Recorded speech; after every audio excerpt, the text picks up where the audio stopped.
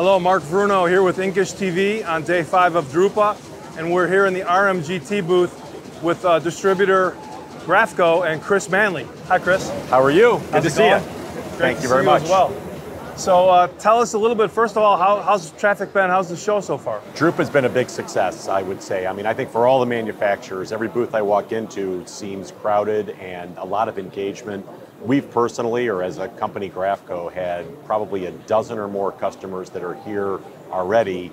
And in our book, we have almost that same amount coming starting tomorrow through the end of the week. So, great. Yeah. Good sign. Good sign, good sign. So as you know, I'm here in my Indiana Jones hat. Yes. I wanted to ask you a few American-centric questions, if you will, just about your relationship with RMGT and how the distribution works. So could you tell the folks at home how that all comes together? Sure. Well, first of all, Graphco has been very proud to be part of the Ryobi family for over 25 years, and we kind of came into the RMGT direct distribution through that strong relationship that we had. Since that time, and we're very proud of some of these figures that I'm going to share, the machine you see behind me, when it's delivered, will be our 57th 9 Series machine that we've installed since we became a distributor. When we started, there hadn't been a 9 Series machine sold in this country in 3 years and hardly any iron from Ryobi at all. So we feel like we kind of helped rebuild that brand to some extent in partnership with some of our other distributors. Right, right. And didn't I hear, maybe you told me, Chris, that so far this year, and it's only been a half a year, that you guys have done really well with the 9 Series already. We actually are completing 3 installations at the same time, which will make numbers 5, 6, and 7. And we still have 3 more to go, that including the one behind me. So that'll be 10 without having sold any more, and we have a lot of other deals that are pending. So one a month in big presses, that's a lot of iron. You know. Well, congratulations. Thank you. Thank you. And so this press that's behind you, I understand, I think I read that this is heading from the show to Georgia in the U.S.? That's correct, that's correct. Walton Press? Walton Press is our newest customer. Walton Press is a 124-year-old company that's based in Monroe, Georgia, so about 45 minutes from the Atlanta airport. They have over 100 employees. It's a 24/5, if not 24/7 operation. And the neat thing I find, there's several. A, they came to the Printing United show in Atlanta. There's almost no way we would have gone and called on this account had they not found us at this show, and here's why. They have 2 webs, a heat set and a cold set, quite a modern man-rolling Rotoman web press, so a very high-end machine. But we would have never targeted an account like that to try and offer an RMGT press to. But they saw something very impressive at that show.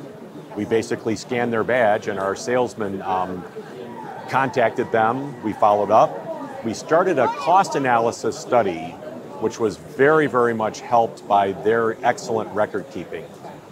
Stuart Christian and Patrick Judge, that run that company, basically, they're very well organized. And when we showed them how our cost analysis worked, they basically provided us a whole year's worth of data on both their digital and their web work.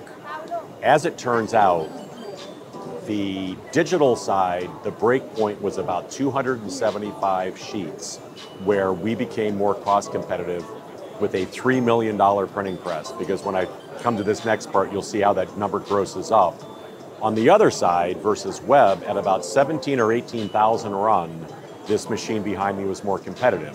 On the web side, part of how that happened is that we're applying a quantum roll sheet converter to this machine. So they're going to take the same web rolls that they were buying for the Rotoman, and now they're going to run them through the RMGT. So their cost of paper is going to be identical to what they're used to now. They're going to have LED curing, however, 15,000 sheet per hour operation, and the second installation for Graphco of our ASAP system. Now, there's a lot of buzzwords going on in this interview, and I apologize, but just to quantify what that ASAP means. Autonomous Smart Assist Printing. The autonomous side is that as long as you don't change paper, sizes, or weights, this machine will run job A, job B, job C, job D. The press operator is really just there to tend the press and pull out the sheets when they're delivered. That's done by 2 cameras that are going to look for both color accuracy registration adjustment, and also a full sheet inspection. So for example, if you had a hickey in the middle of the A for the Atlanta Chamber of Commerce News, the machine would see that and also put 2 paper tapes around any of those sheets that were out of compliance. So autonomous is not just a made-up thing on our part. I mean, if you're inspecting the sheet, you can go autonomous. So, and my understanding is Walton's still going to keep their Rotoman. They're still, for the bigger quantity stuff, right, they're still going to run on the web. But they're taking the high-end digital press off the floor now. That's the plan. And here we are. Yep. So, and I think in this case, that decision was probably also driven by the fact that Kodak is no longer like officially supporting that product or something like that. So, right. But I'm assuming they looked at other digital options. Of course. Yeah. And certainly at Inkjet. I mean, their other 3 appointments at Printing United were with the big 3, roll to Inkjet.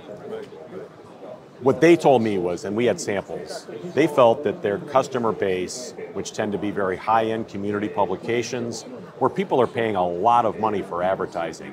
This is the Rolex watch jewelry in Alpharetta, Georgia, or someplace, I'm not sure all the communities there. They felt that the quality that they saw on these other inkjet machines just was not going to satisfy their customer base. I'm sure it's good enough for some kind of direct mail or something, but for them, they felt offset was really the only way. It really helped our case. Yeah. So in addition to the roll sheet feeder and the ASAP system, tell us what else we're looking at here, Chris. How many colors is this press? Is it a straight press, perfector? What is it? So the machine you see behind us is our 970. So in this case, it's an 8 color, 4/4 perfecting. You can also convert it and go 8 straight. That'll probably not happen much in their account, but I have several customers that they do routinely do 5, 6, 7 Pantone colors on certain work. It runs at 15,000 sheets an hour. It'll run up to 24-point board, so quite thick stock. And Smart RPC also includes the plate changing, which will take about 2.5 minutes to change all 8 plates. Okay. So fast. Yeah. It's quite a lot of machine for the money, that's for sure. So the last thing I want to ask you, I know you're busy and want to get back to making money, and I'm going to let you do that. But this whole format that RMGT has, this 8-up, it's not full size, quote unquote. It's 38-inch sheet. Tell us a little bit about why that 2 inches, makes such a big difference for people. Well, thank you for that feed-in. So this is going to sound funny, but to us, to have in our same product portfolio a very, very high quality machine that prints a piece of paper about that much wider and have a $500,000, $600,000, $700,000, $800,000 differential in price, I honestly just don't see how that's ever justified, even in packaging, but certainly not for our commercial guys. The 2538 sheet provides everything that you would need, and by that I mean up to 9x12 publication work in a 16-page signature, 6x9 postcards, no problem. Those are 2 very key sell-through products for our customers, for sure. And with the release of our new PX model, which I was just going to talk about briefly, we're now providing up to a 31-point stock thickness in our straight presses. So we now not only hit that, commercial and publication end, but the new release of the PX model is going to allow us to process paper up to 31 point in thickness. We use a no-touch air glide system, which is, really what all of the packaging machines, whether it be a KBA or some other brand, are using and have forever. It uses a Venturi effect, so you're going to be moving that paper through there, no touch. I've contracted with a customer or with a consultant who works with the Folding Carton Association, the AICC. He has already done studies with all of his customer base. It looks like 32 point is actually the thickest that any of their customers ever run, and that's only 3% of their volume. So the reason I found that statistic compelling is that for years and years there was this philosophy that if you weren't running up to a 40-point board, somehow it wasn't a packaging press. The end product in today's world is almost never any thicker than 32 point, and the whole lion's share of it is 20, 22, 28 point. Why would that be? A, the cost of the paper is so damn high that the end user wouldn't want to pay the extra money to make their box out of it, and they sure don't want to pay the freight. If some guy's putting toothpaste in a box and you add up all the weight of all those relatively small packages that are at, let's say, 24 point versus 28, or certainly if you ever, for a crazy reason, did it on 39 or 40 point, that skid alone is going to weigh 100 pounds more. Well, they don't want to pay that freight. So we're in a really sweet spot here with the 970. Okay.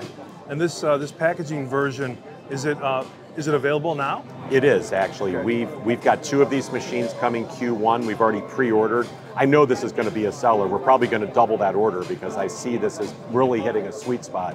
One more reason I'd like to mention, probably in this show alone, there are dozens of packaging printers that are meeting with some digital company trying to find out how are they going to run 275 packages cost effectively. Well, think about it, Mark. If I already have done the math that a publication house has a 275 breakpoint with an Express, what do you think the breakpoint is on this machine? And it's a real press. It's not a copier on steroids, you know what I mean? It's something that's putting down proper ink, coatings of all kinds, and runs at 16,000 sheets an hour after you do the make ready. You're never going to have that from a digital machine. All due respect to Benny and the other people that are at this show, those machines are never going to actually achieve that kind of throughput. And we can at a very affordable price. And it'll never break because it's an RMGT. Well, listen, we appreciate your time, Chris. We hope the rest of the show, the second half here, is successful as well as the second half of the year for RMGT. Thank you very much. Appreciate the help.